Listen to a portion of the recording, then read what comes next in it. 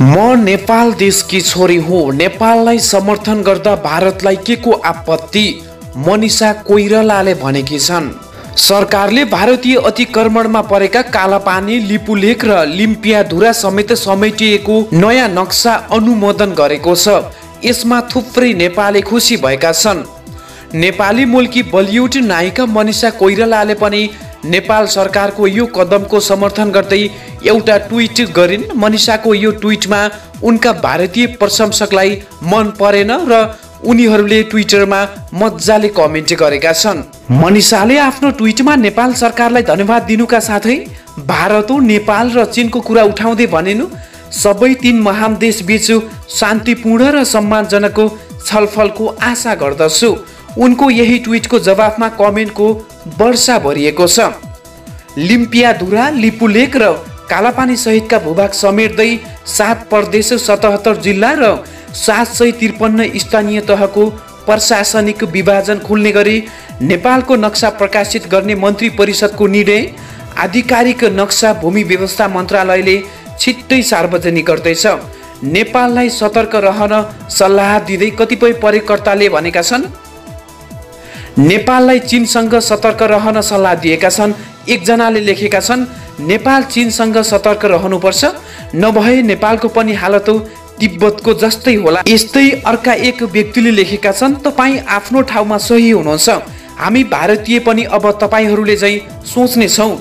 कतिले नेपाललाई बताए भारत विरोधी नेपालको यो कदमलाई नरुचाएका अर्का एक व्यक्तिले लेखे, नेपाल सधैँ भारत विरोधी रहँदै आएको छ, उसको नजर सधैँ भारतको भूमिमा छ। लिपुलेख जस्तो भारतको अभिन्न अङ्गमा जबरजस्ती दाबी गरिनुले नेपालको तुच्छ मानसिकता दर्शाउँछ। मनिषालाई भारतबाट लखेट्नसम्म माग गरेका छन् कतिपय प्रयोगकर्ताले।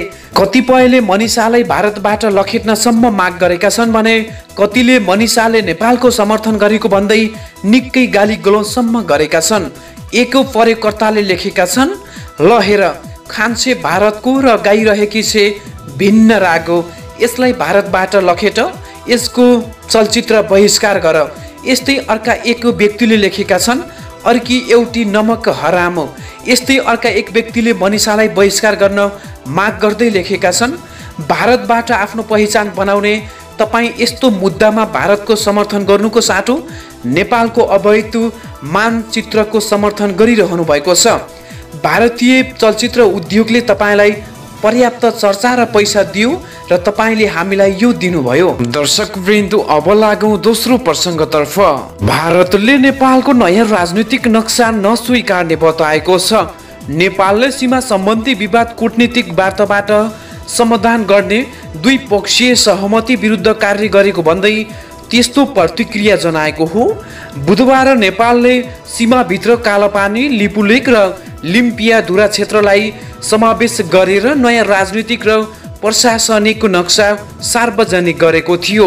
नेपालले लिपुलेख, कालापानी र लिम्पियाधुरा क्षेत्र समेटेर जारी गरेको नक्साबारे भारतको विदेश मन्त्रालयले बुधबार साँझ आफ्नो औपचारिक प्रतिक्रिया जनाएको हो। विदेश मन्त्रालयका प्रवक्ता अनुराग श्रीवास्तवले ती क्षेत्रहरू भारतीय भूमिमा भएको दाबी गरेका छन्। नेपाल सरकारले आज नेपालको परिमार्जित नक्सा सार्वजनिक गरेको छ। विदेश मन्त्रालयका प्रवक्ता अनुराग श्रीवास्तवले ती क्षेत्रहरू भारतीय भूमिमा भएको दाबी गरेका छन्। नेपाल सरकारले नेपालको परिमार्जित नक्सा सार्वजनिक गरेको छ, जसमा भारतीय भूभागहरू पनि परेका छन्। भारतका विदेश मन्त्रालयका प्रवक्ताले भनेका छन्, यो एकतर्फी कार्य ऐतिहासिक तथ्य र प्रमाणमा आधारित छैन। नेपालले आफ्नो भूमिलाई कृत्रिम रूपमा विस्तार गरेको भन्दै श्री वास्तवले भारतले त्यसलाई अस्वीकार गर्ने बताए। यो विषयमा भारतको निरन्तरको अड्डानबारे नेपाललाई राम्ररी थाहा भएको भन्दै उनले नेपाल सरकारलाई नक्सा सम्बन्धी अनुचित दाबी नगर्ने र भारतको स्वयंता र भौगोलिक अखण्डतालाई सम्मान गर्न आह्वान गरेका छन्।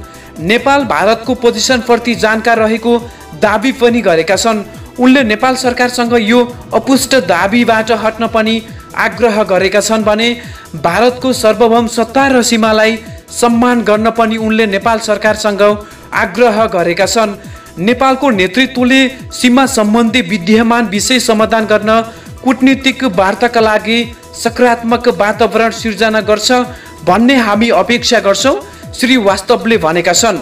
मन्त्री परिषदले अनुमोदन गरेको 2 दिनपछि नेपाल सरकारले लिपुलेको कालापानी र लिम्पियाधुरा समेटिएको नक्सा औपचारिक रूपमा सार्वजनिक गरेको हो। काठमाडौँमा नक्सा सार्वजनिक गर्दै भूमि व्यवस्था, सहकारी विकास र गरिबी निवारण मन्त्री पद्म अर्यालले ऐतिहासिक तथ्यले देखाएको सत्यको आडमा पहिले छुटेको नेपाली भूमि समेटिएको बताएकी छिन्।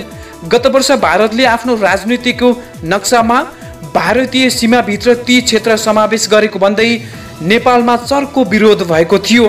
केही दिन अघि भारतले लिपुलेक हुँदै चीनको तिब्बत जोड्ने बाटोको उद्घाटन गरेपछि नेपाल सरकारलाई आफ्नो नक्सा सार्वजनिक गर्न दबाव परेको थियो। सन् 2015 मा भारत र चीनले लिपुलेकबाट व्यापारिक मार्ग खोल्ने सहमति गरेपछि नेपालले त्यसको कूटनीतिक माध्यमबाट विरोध गरेको थियो। भारतका रक्षा मन्त्री राजनाथ सिंहले लिपुलेक हुँदै मान सरोवर जाने बाटो उद्घाटन गरेपछि नेपाल सरकारले नेपाल स्थित भारतीय राजदूतलाई बोलाएर कूटनीतिक विरोध पत्र दिएको थियो। दर्शकवृन्द, भारतले हाम्रो नेपाली भूमिमाथि गरेको अत्याचार प्रति तपाईको व्यक्तिगत धारणा कस्तो रहन्छ? कृपया तपाईको आफ्नो धारणा कमेन्ट बक्स मार्फत उल्लेख गर्न नबिर्सनुहोला। तपाई यति बेला सार्थक मझेरी युट्युब च्यानल हेर्दै हुनुहुन्छ। यदि सार्थक मझेरी युट्युब च्यानललाई अझैसम्म पनि सब्स्क्राइब गर्नुभएको छैन भने कृपया सब्स्क्राइब गरी साइडमा रहेको बेल आइकन दबाउन नबिर्सनुहोला। पुनः दोस्रो भिडियोमा भेट हुने बाचा सहित म प्रकाश टन्डन ओजेल पर्ने आज्ञा चाहन्छु। बाँकी समय तपाईको शुभ रहोस्।